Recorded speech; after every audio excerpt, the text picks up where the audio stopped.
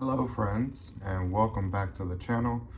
Now you know it's going to be a good video when I'm wearing my Katy, Texas finest and I'm using my mini mic. Today I want to talk to you about the crashing rental market in Katy, Texas.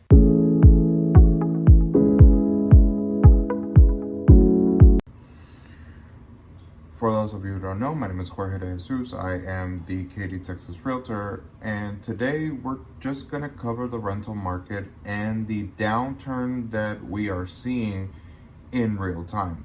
Now, for a lot of homeowners and landlords, this will be a time to freak out and panic. And at the end of this video, I'm going to teach you why it's really not. For a lot of tenants, it's a time to rejoice and a time to go find that next rental. So in what I do, I help a lot of buyers and sellers in the Katy, Texas area, but not everyone is ready to buy or sell. A lot of times these homes need to be rented out, or if the buyer decides not to pursue purchase, they can't qualify for whatever reason, let's find a rental, work on our credit, income, whatever it needs to be worked on, and then we will buy later. So you lease for now.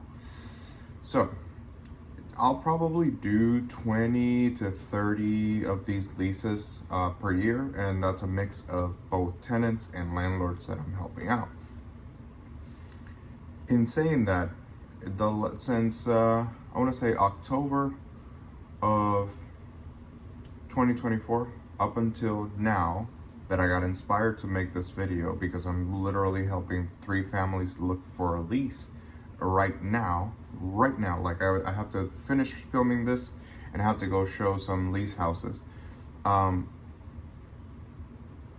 seen a steep decline, and I'll quantify it for you, for you math nerds that don't believe anything except the numbers. The numbers are as follow. There are about 1,183 houses are available for rent right now. Let's call it 1,200. Of those 1,200 houses available for rent right now, about 250 have had a significant price reduction. We're not talking 50 bucks. Some of them, like 10 of them, were like 50 bucks.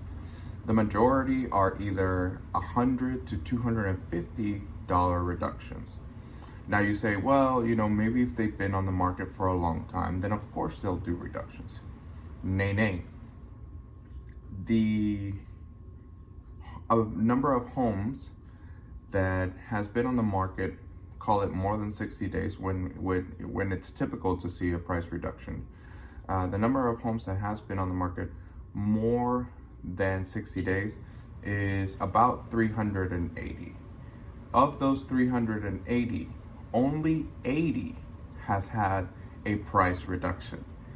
So if you take away the 250, you have, and you take away that 80, you have 170 homes that have been on the market less than 60 days and had a price reduction.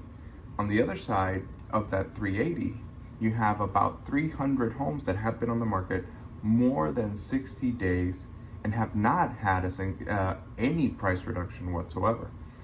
So of course, if you look at the minutia, there's some that take the property off the market, put it back on instead of doing a reduction. So then what does that tell us? That tells us that there is a lot of competition. Let's just be clear. Most of the competition is in the $1,900 to $2,200 a month range. Properties under $1,700, they're not getting snapped up as quickly as they once were. That used to be 3, 4, 10, 15 days on the market. That's not happening. And then the higher price ones, they get snatched up fairly quickly, but for that price range, you're talking about 20, 30 days. It takes a little longer, but they do get rented out. So it's in that messy middle where all this chaos is happening. Even if you look in the data deeper, it's not a per zip code issue.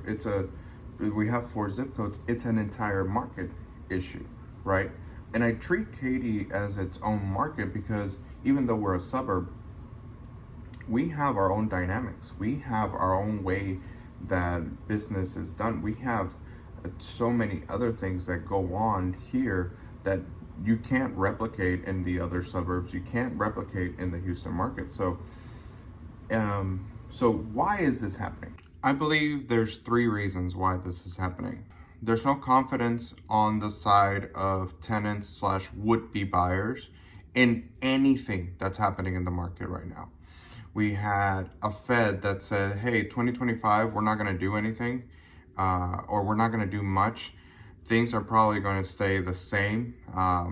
So they look at that and they say, okay, well then maybe we should stay the same and renew our lease and stay put where we are until market conditions get better. I'm not saying the Fed is the end all be all of what happens in the real estate market, but the consumer believes that it's a big part of it, right? So I think that's number 1, no market confidence either on renting or buying. I think number 2, a lot of people have this kind of closely related to that market confidence. I think there's people that have an offshoot of that. There's people that have it's like a gambling thing. They believe that just hold on. See, there's reductions. It's happening. The crash, all of this is happening.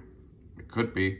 I think we're going to have, like I mentioned in a previous video, we're going to have some steep reductions. I don't think we go into full-on recession. I'm not Nostradamus, but it could happen. So I think you have people that want to be right. So for the same reason as the people with no market confidence, they just stay put.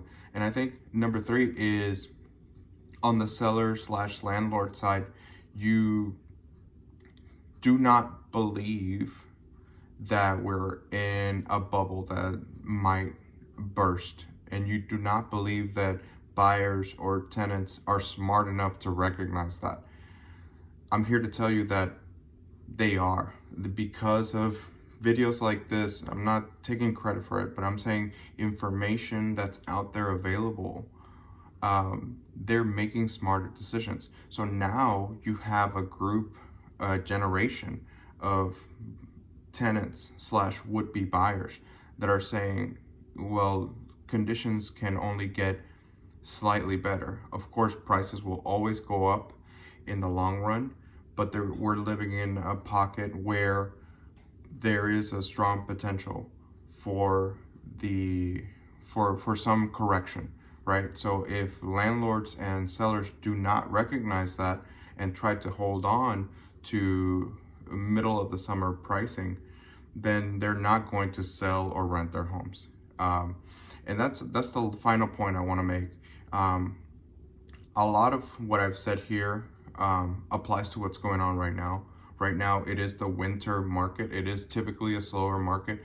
However, it's in Katy, we don't have it this slow.